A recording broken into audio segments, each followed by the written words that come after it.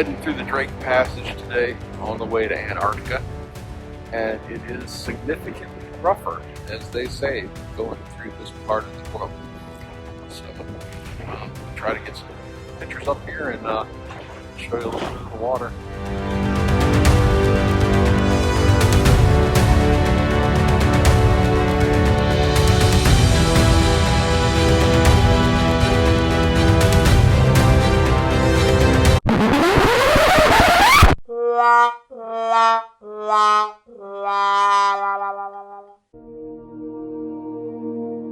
For a place most people will only see once in a lifetime, it wasn't the welcome I expected. This is how our first day in Antarctica began. After crossing the Drake Passage, the moment we had been waiting for finally arrived, Antarctica. But instead of towering icebergs and endless white mountains, all we saw was fog. Antarctica was supposed to be the highlight of this trip, but when we arrived, we couldn't see a thing. The entire continent was hidden behind a wall of fog. Alright, so it was a foggy day. You can see out there it's nothing but fog. We didn't really see a lot today. Just letting you all see what it's like out here. Like I said, it's fogged in, so I can't see much. So as soon as I get a chance to get a video of something cool, I'll let you know and I'll put it up. But Antarctica had other plans. By the next morning, everything had changed. The fog lifted, and Antarctica revealed itself.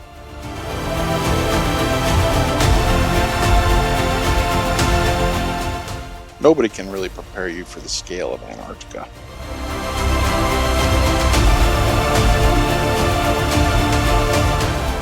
The scale is hard to describe. Mountains covered by ice stretching for miles.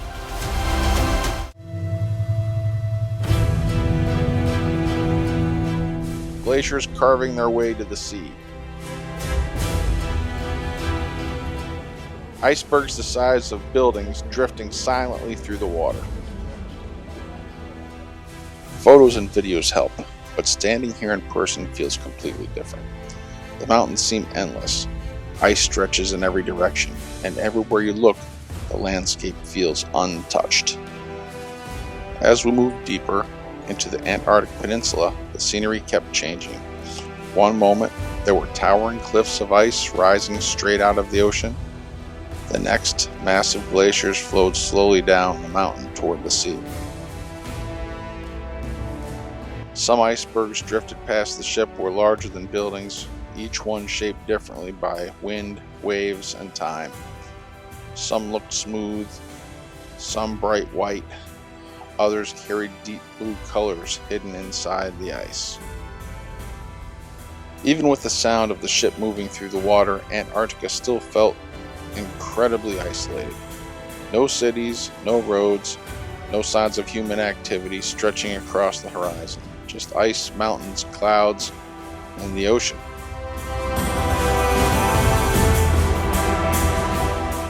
There were moments when the scenery almost didn't look real.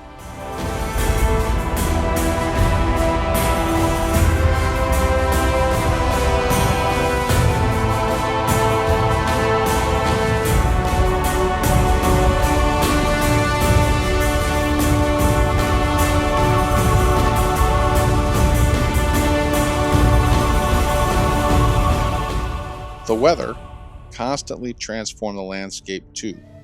Sunlight breaking through the clouds would suddenly illuminate entire mountain ranges. The reflections in the water, the shapes of the glaciers, the sheer size of everything around us. It felt more like entering another world than visiting this destination. The farther south we traveled, the more Antarctica seemed to reveal just how powerful nature can still be when it's left almost entirely untouched.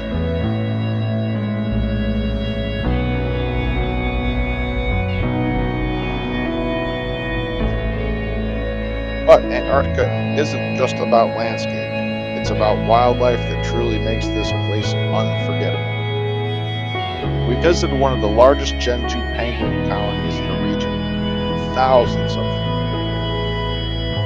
There's something powerful about watching it from the ship. You're not part of their world, just observing it unfold in front of you, unchanged by your presence.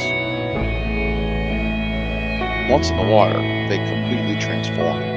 What looks clumsy on land becomes fast and precise in the sea. In a place defined by scale and distance, even these small moments feel significant. A reminder that life exists here in ways that are adapted perfectly for this environment, even when seen from far away.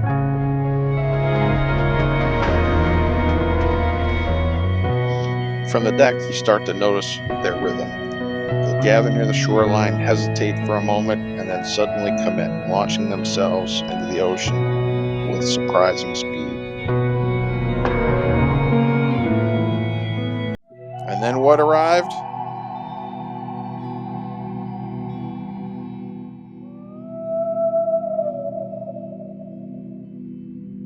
When humpback whales surface next to your ship, you realize just how alive these waters are. What stood out was how calm everything felt despite the size and the power of these animals. The whales moved through the icy water with a sense of ease that matched the stillness of Antarctica itself.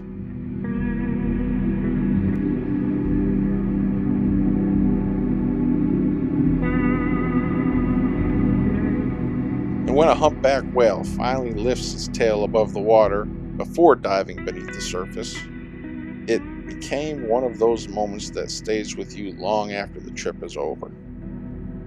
Some stayed near the surface for several minutes, others vanished beneath the water and resurfaced far off in the distance. Every sighting felt unpredictable, which somehow made each moment even more exciting. In Antarctica, encounters like this remind you that despite the harsh environment, these waters are full of life. Not just surviving here, but thriving. For a few moments, it felt less like watching wildlife and more like being allowed into their world. Some surface surprisingly close to the ship, close enough to hear the sounds of their breath cutting through the cold air. And every time it happened, the entire deck seemed to fall silent. Nobody wanted to miss the next appearance. There's something different about seeing whales in Antarctica compared to anywhere else. The glaciers, the snow-covered mountains, the drifting icebergs, it all creates an environment that feels completely wild and untamed. Even from the ship, you could imagine understanding their size. Every movement felt powerful, but incredibly graceful at the same time. One moment, the ocean looked completely calm, and the next, a massive humpback whale would rise slowly from beneath the surface and disappear again into the water. Seeing them in person was hard to describe. The waters surrounding Antarctica are some of the richest feeding grounds on Earth, especially during the Antarctic summer when marine life becomes incredibly active. For humpback whales, this is a place to feed and build energy for the long migration back north. At first, it started quietly, a distant blow in the cold air, then another farther across the water. Before long, whales were surfacing all around us. As incredible as the scenery was, nothing compares to the moment a humpback whale appears.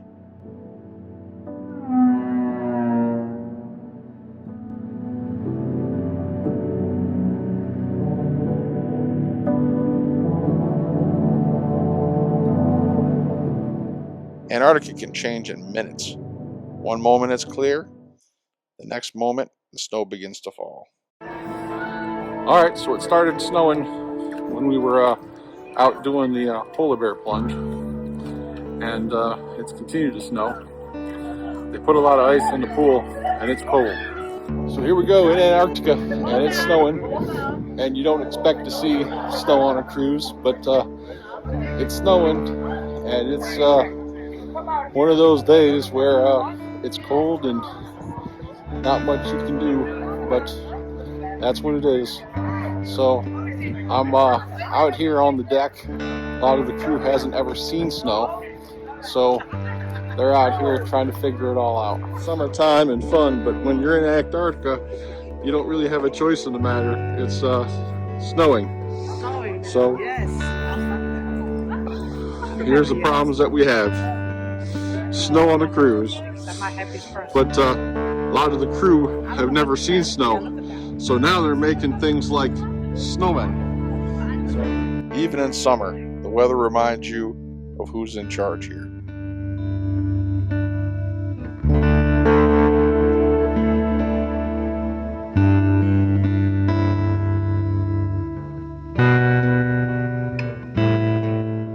You come here for scenery,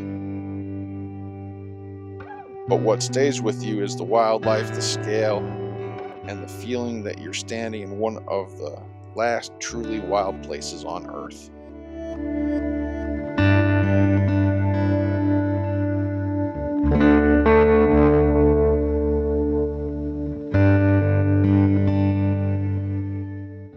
I've traveled a lot of places around the world, but Antarctica is different.